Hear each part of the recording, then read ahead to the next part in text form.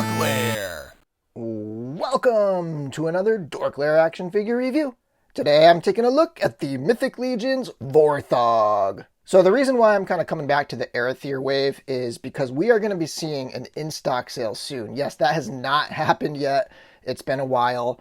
I think there were some slowdowns in some of the retailers getting their stock. Big Bad Toy Store recently got theirs in, so if you ordered figures from there, you should be getting them soon. But straight from Four Horsemen, we should be getting an in-stock sale very soon.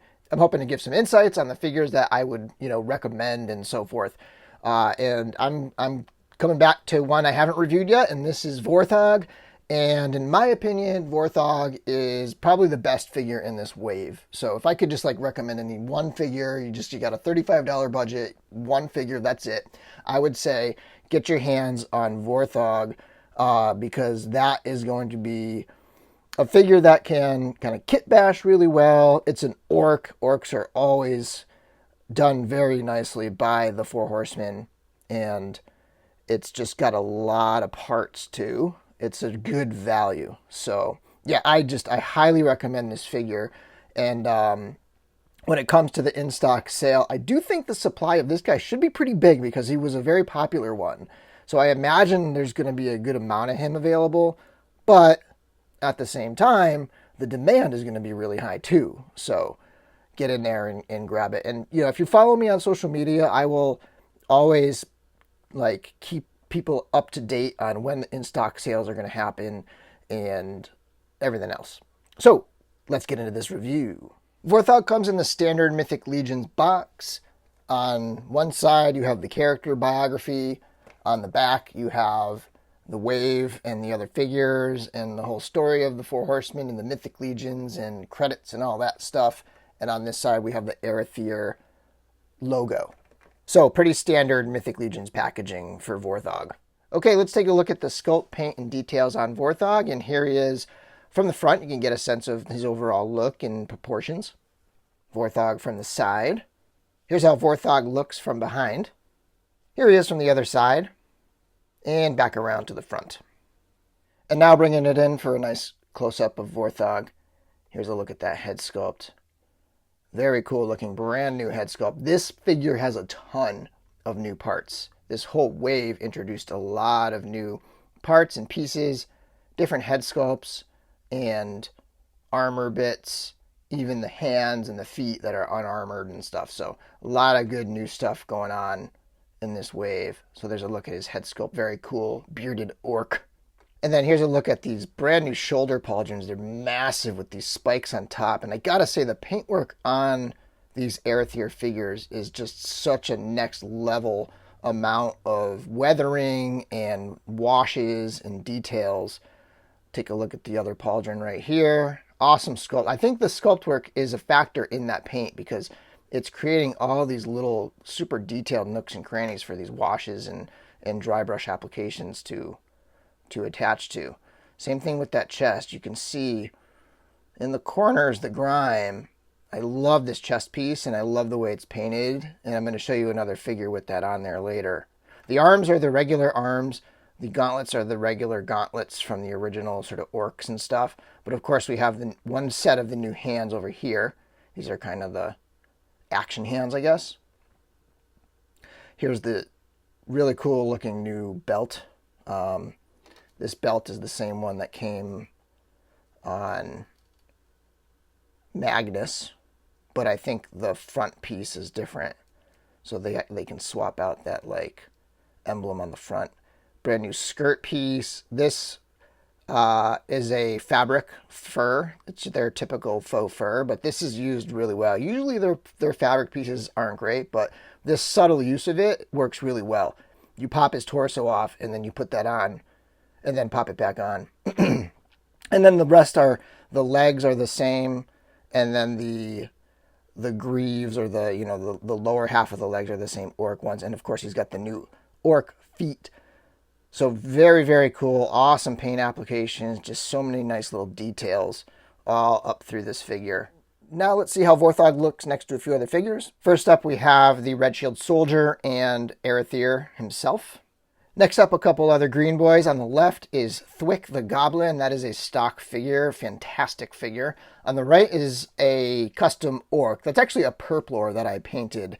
That's why the color's a little bit different. I went with my own color scheme on that. But yeah, so there he is next to a couple other green guys. And now on the left and right, I have some figures that use parts from Vorthogg. On the left, I have basically a Templar Knight, one of the ones with the better paint applications.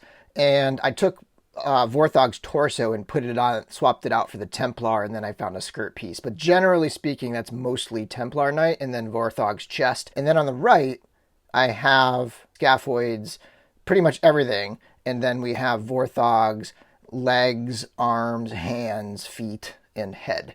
So I think that's a great combo, and Scaphoid's getting a re-release eventually. So, if you're interested in doing these swaps, both of these figures, the Templar Knight will be in the reinforcements wave, and the Scaphoid figure is in the All-Stars 4. And finally, just a couple other figures from the line. On the left, we have Thalen Frostbow, and on the right, we have Balius the Horse. And just to get a couple other lines in here for scale, on the left is the new Joker from Mezco, the Gaslight version, and on the right is Nosferatu. And finally, we have Mezco Hellboy on the right, and the Storm Collectibles Golden Axe Skeleton on the left. For accessories, he comes with this shield, again, painted in that really roughed up, weathered kind of metal look. It's got the handle that you hold in the hand rather than the clamp. That's what they've been doing on the newer figures. You get a look at the whole shield there. Very cool. This is like the Elven slash vampire shield. He's also got a Warhammer that is painted really well, and it's just huge. You can get a sense of its size here with him. Here's a look at the alternate head sculpt he comes with. This is the classic orc head, helmeted orc head with a little bit of a different paint. It's got the silver look to match the body, the chest armor there. Look at it from the back. And then he's also got a pair of gripping hands, of course. And he comes with a pair of swap out booted feet, armored boot feet, the traditional orc feet. So, I mean, this guy is loaded with stuff. And he even comes with an additional sword. So you've got a couple options in terms of weapons. This one doesn't have quite the detail of the other weapons, but it's nicely weathered. And of course, finally, we have your typical assortment of back adapters and the leather strap. And finally, for articulation, I usually don't have anything new to say about Mythic Legions figures, but we're going to get into this one because the arms move a little bit better with this chest. But let's start with the head first. So typical neck peg looks up and down, just a ball joint there. You can rock it side to side a little bit and twist. And here's where there's a little added articulation. And that is because the chest is a little more narrow than your typical figure. And so the arms actually come almost straight down. Usually they're kind of muscled out a little bit like this, but they come straight down. So they can come across his chest a little bit better. Like he can hold his arms straight out, making it possible to do some double-handed, not great, but you can do some double-handed moves there with the arms. So this new chest piece definitely gives a little bit more range in those arms coming inward. You can bring the arm all the way up this way. You can swing it around. You got that single jointed elbow, comes up this far. One of the weaker points of articulation in these figures is those elbows. There is a twist at the elbow, and then there's also a twist at the gauntlet there, twist at the wrist, and then a hinge at the wrist as well. This other hand has the same horizontal hinge. Ball joint at the waist, he can arch back and then he can crunch forward. He can go side to side a little bit and then he can twist. At the legs, he can kick forward, backwards. There is a twist at the top of the leg. You can go out into the splits. The knee has a single joint and can come back just to about 90 degrees. It'll twist below the knee and then it'll twist at the ankle. Point down, point forward, and then you can angle those ankles as well. So this really is a fantastic figure. Lots of parts, lots of swappable options, a couple different weapons. He's got extra hands, extra feet. This is just really something that is going to benefit the Mythic Legions a lot. And I would recommend even, if you're going to get into orcs, you can pick up the hands and feet pack as well, which makes for even more gestures and stuff.